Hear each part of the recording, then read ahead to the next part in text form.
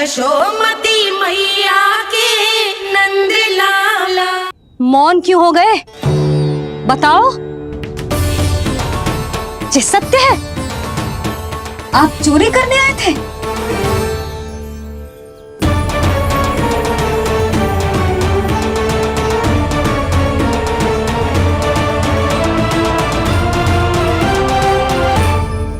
बच गए। बच गए। आप तो मेरे मायके से भी ना आए हो, है ना? आपकी इतनी सेवा की मैंने, आपकी औषधि, आपका भोजन, ये सब किया मैंने। आपको अपने पिता के समान माना और मेरे स्नेह के बदले जेल लौटाया आपने। आपको तनिक भी लज्जा ना आई? आपने मेरी ममता का उपहास उड़ाया है। एक स्त्री की भावनाओं का अपमान किया है आपने।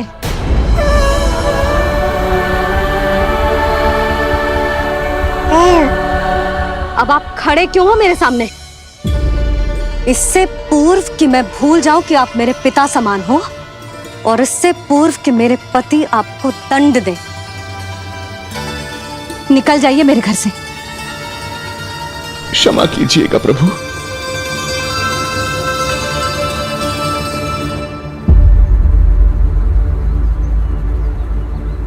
इसे ऐसे तो नहीं जाने दे सकते ना नंद। इसके कर्मों का कुछ तो दंड देना होगा इसे। दंड मिलेगा भैया। कंस देगो दंड ने, जब ये असफल उसके सामने पहुंचेंगे।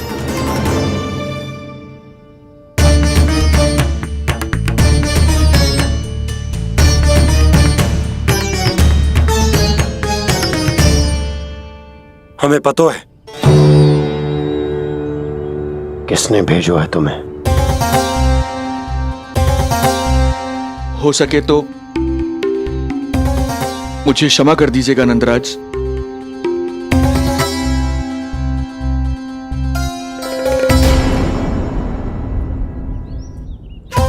आप यहां से जीवित इसलिए लौटकर जा पा रहे हैं क्योंकि मैं हिंसा का विरोधी हूं, और मैं नहीं चाहता कि यशोदा को पता चले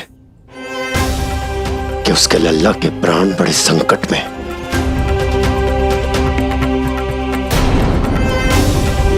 पर अब ध्यान रहे महाराज कि आप लल्ला के तो क्या, गोकुल के भी निकट दिखाई दिए तो मैं वो कर बैठूंगा जो मैंने आज तक ना किया।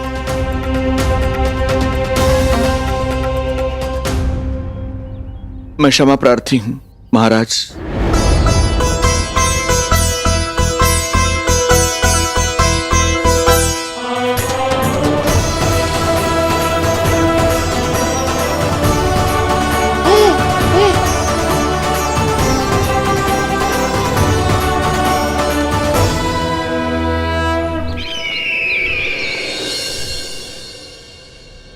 आप मौन क्यों हैं? कुछ कीजिए। ऐसा लग रहा है कि आपका ये अस्त्र भी असफल हो जाएगा। इतने दिन बीत गए हैं, अभी तक लौटा नहीं है, ना ही कोई सूचना भिजवाई है। सूक्ष्म बुद्धि श्रीधर, इसके रक्त में पराजय है ही नहीं, क्योंकि वो शक्ति से नहीं छल से कार्य करता है। विष्णु जैसे छलिए के लिए सूक्ष्म बुद्धि श्रीधर से अधिक उपयुक्त कोई हो ही नहीं सकता। महाराज,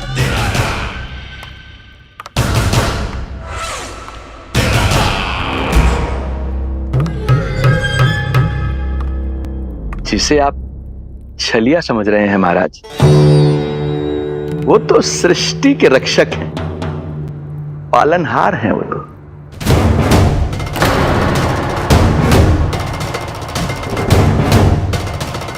मेरी बात मान लीजिए महाराज, उनके प्राण लेने का प्रण त्याग कर अपने मन के अंधकार के प्राण लीजिए। स्वीकार कर लीजिए उनकी कृपा। मस्तिष्क फिर गया है क्या? मस्तिष्क फिर नहीं गया है महाराज, बल्कि जीवन में पहली बार सही कार्य कर रहा है। और उनका सत्य आप भी जितना शीघ्र जान लेंगे उतना ही अच्छा है आपके लिए। कैसा सत्य? यही कि गोकुल में पल रहे उस बालक के रूप में स्वयं विष्णु धरती पर आए हैं।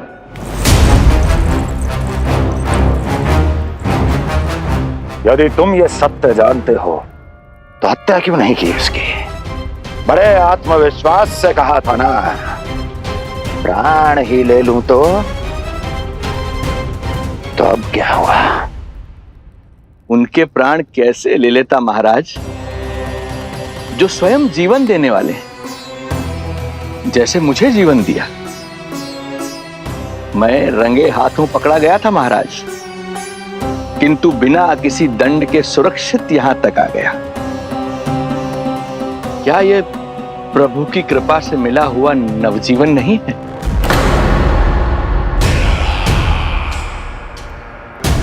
ये आपके सामने अपने शत्रु का गुणगान किए जा रहा है और आप अभी भी मौन हैं।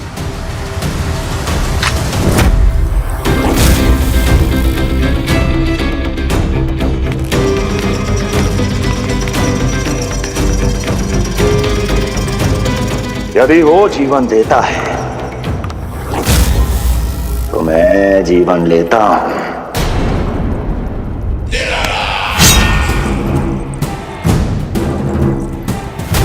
अब तेरा जीवन लूंगा यदि फिर से उसका बखान किया तो।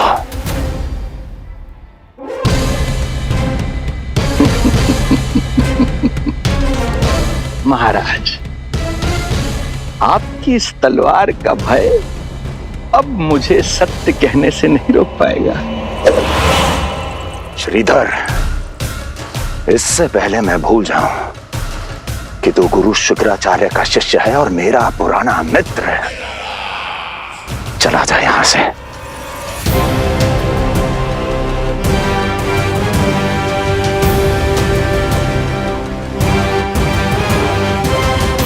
चला जा। ओम नमो भगवते वासुदेवाय। ओम नमो भगवते वासुदेवाय।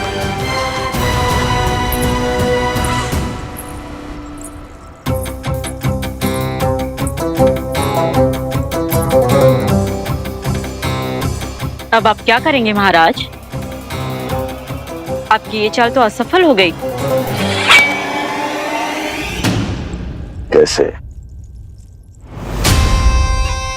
कैसे असफल हुई मेरी ये चाल अस्ति? इसे विष्णु के अवतार का सत्य पता करने के लिए ही तो बुलाया था मैंने, और वो सत्य मेरे सामने है कि विष्णु का अवतार कौन है और कहां है।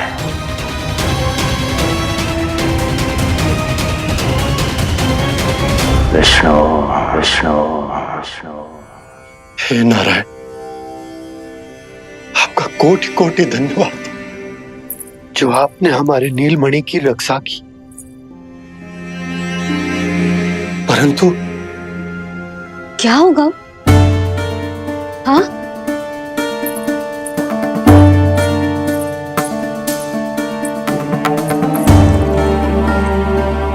मुझे बताओ तो सही, कुछ तो अवश्य है जो आप छुपा रहे हो। आपको इससे पूर्व कभी ऐसी चिंता और क्रोध में तो ना देखो है मैंने। मुझे बताओ तो क्या बात है जो आपको ऐसे भीतर ही भीतर खाए जा रही है? जो भी है मैं संभाल लूंगा। बात को समझो यशोदा, मैं तुम्हें ना बता सकता। आप अपनी पत्नी को भी ना बता सकते? मैं अर्धांगिनी हूँ आपकी, मुझसे तो साझा करो। हो सकता है आपका दुख, चिंता, आपकी पीड़ा बांट पाऊं मैं। बताओ तो क्या हुआ है? सब बात तुम्हें बताऊं जो आवश्यक ना है यशोदा।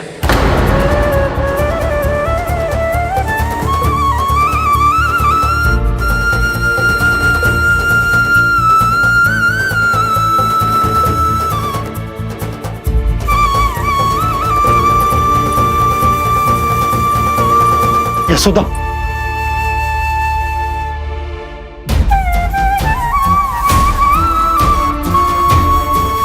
जब पति अपने मन का रहस्य अपनी पत्नी से भी साझा न कर सके तो उनके एक दूसरे से बात करने का लाभ है क्या?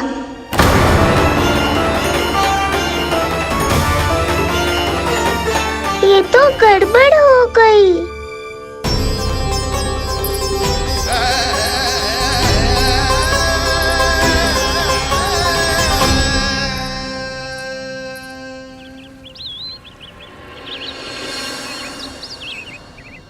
अब जे आएंगे और अपनी मीठी मीठी बातों से मुझे मनाने का प्रयत्न करेंगे।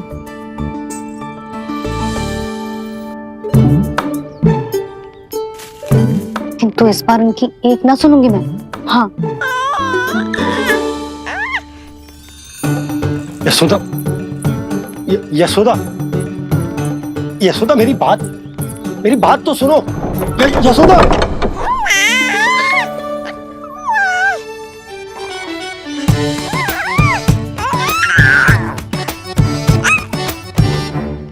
तू क्यों मुस्कुरा रहा है?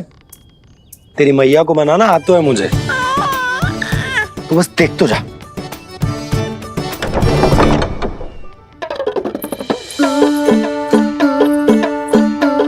वाह, इतनी शीघ्र हार मान गए। तू क्यों मंद मंद मुस्कुरा रहे? क्योंकि आपका क्रोध भी बड़ा मनोहर है मैया। देखियो लल्ला, इस बार तेरे बाबा बिल्कुल ना मना पाएंगे मुझे। हाँ,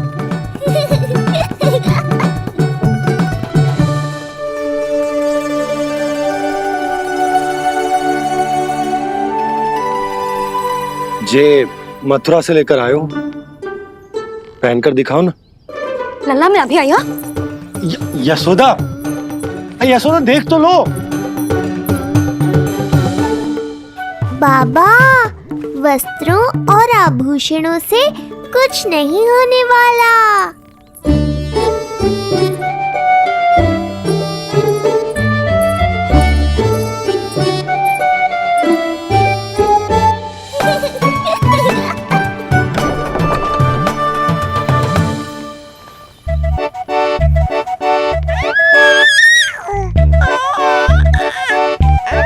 तू क्यों खिलखिला रहा है?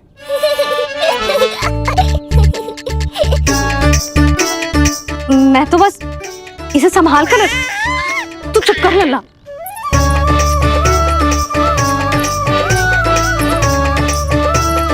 देखा लल्ला, बस तेरी मैया मानने ही वाली। उपहार मिल गया है, अब तो देखना कैसे मेरी पसंद का भोजन कराएगी। आहा, भोजन में स्वाद चाहिए तो मनाने का कोई और ढंग खोजना पड़ेगा। यशोदा, तीव्र भूख लगी है।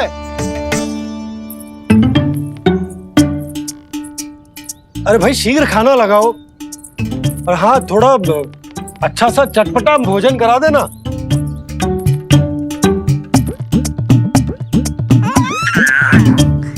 अब देखना अच्छे अच्छे पकवान लेकर आएगी।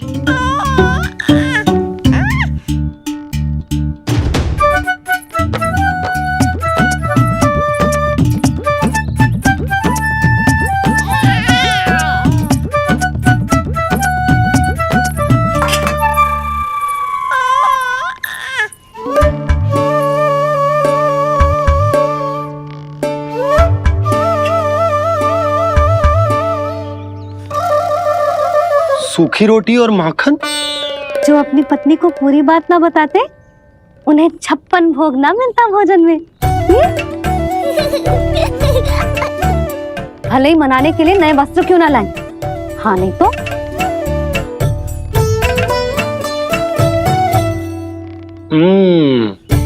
वाह, ये सूखी रोटी और माखन में भी क्या स्वाद है।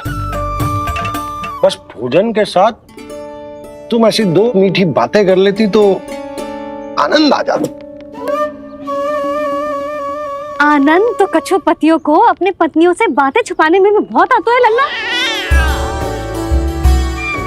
देख लल्ला, जब तू बड़ा हो जाएगा ना तो अपनी जीवन संगनी से सब कुछ बताइयो, कुछ भी छुपाइयो मत।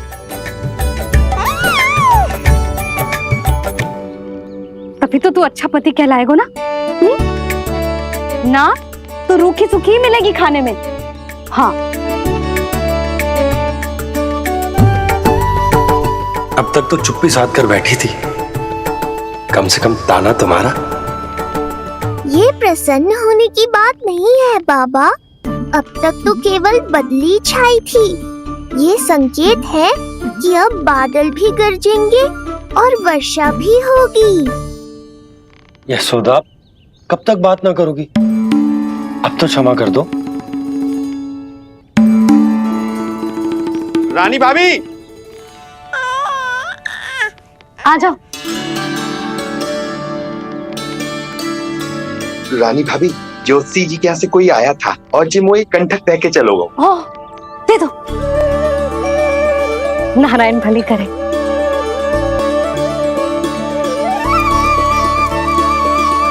कंठक किस लिए? तुझ पर इतने संकट आ रहे हैं ना लल्ला, इसीलिए ज्योतिषी जी से कह के ये यंत्र वाला कंठक मंगवाओ है तेरे लिए।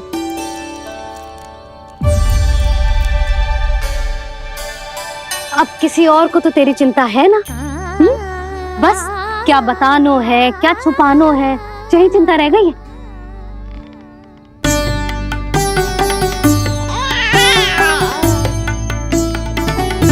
यशोदा, चिंता मुझे भी, तभी तो बता ना पा रहा हूं कि हमारे लल्ला पर आने वाले संकटों के पीछे कोई और ना, स्वयं कंस है।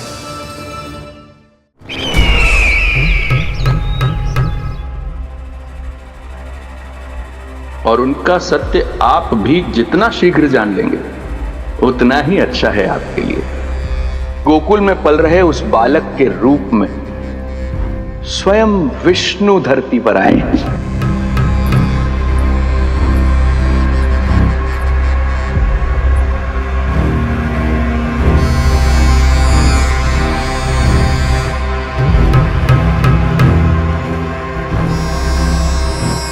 स्वामी, लगता है रात्रि भर नींद नहीं आई है आपको। पूतना मारी गई, श्रीधर भी गया, केवल इसलिए कि आप देवकी और वसुदेव के समक्ष दुर्बल पड़ गए। संतानों के जन्म के लिए आपने उन दोनों को जीवित छोड़ दिया। आपसे छल करके वो दोनों आनंद में हैं और आप सही से विश्राम तक नहीं कर पा रहे हैं।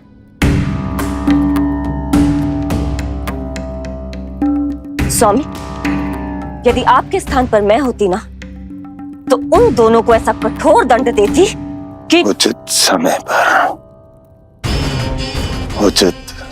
पर हस्ती। पहले मैं उन दोनों के उस मायावी बालक का वध करूंगा, फिर उन दोनों को अपने पैरों के तले कुचल दूंगा मैं। किंतु जब तक ऐसा नहीं होता तब तक उन्हें जीवित रहना होगा, क्योंकि उस शिशु विष्णु के विरुद्ध वही दोनों मेरा सुरक्षा कवच है। चिंता करो कंस मामा, आपका ध्यान अपने ऊपर से हटने दूंगा, तभी तो कुछ और सोच पाओगे। पुत्र होने का दायित्व मुझे दोनों के प्रति निभाना होगा, चाहे वो मुझे जन्म देने वाले माता पिता हो या मेरा लालन पालन करने वाले मैया और बाबा, जो इस समय युद्ध के लिए तैयार है।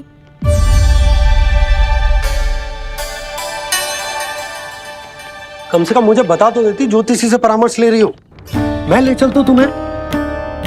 सुन रहे लल्ला, इस संसार में सारा अपराध स्त्री का ही होता है। बात अपराध की ना है यशोदा, मैं बस ये कह रहा हूँ कि मुझे अगर ये बात बताई होती जानबूझ के ना बताई, तनिक आपको भी तो पता चले अपनों से कछु छुपाने पर कैसा लगता है। युद्ध तो घमासान होता जा रहा है। इसी कारण बस यदि मैंने कछु ना बताया तुमको तो क्या तुम उसका प्रतिशोध लोगी मुझसे?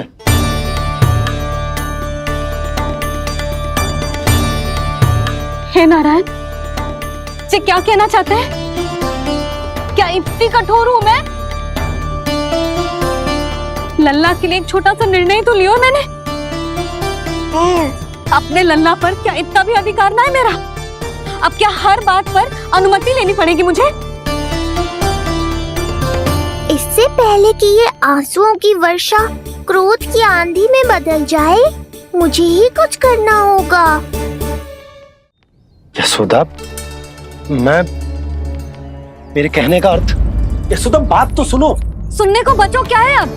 आप बस कृपा करके मुझे उन सभी बातों की सूची दे दो जिन जिन के लिए मुझे आपसे आज्ञा लेनी है। उठना, बैठना, खाना, पीना सब आपसे पूछ कर ही करूंगी अब। अरे आप बोलो तो। क्या हुआ? देखो आपने।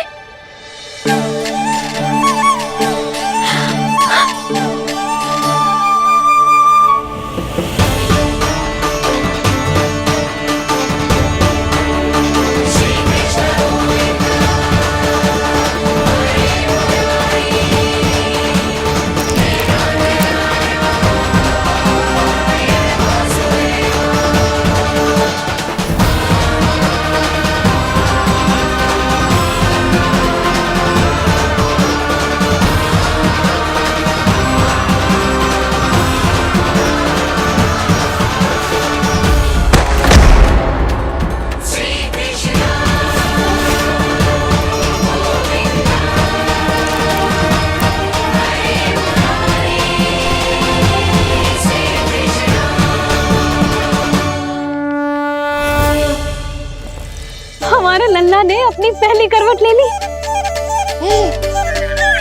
बहुत सही समय पर ली है। हमारा झगड़ा भी समाप्त करवा दियो।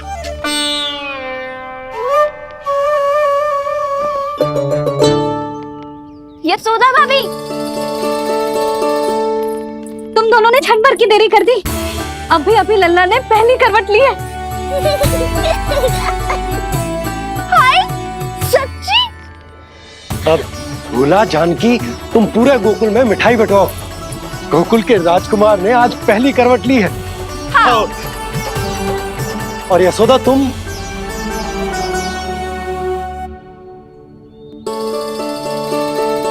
यशोदा,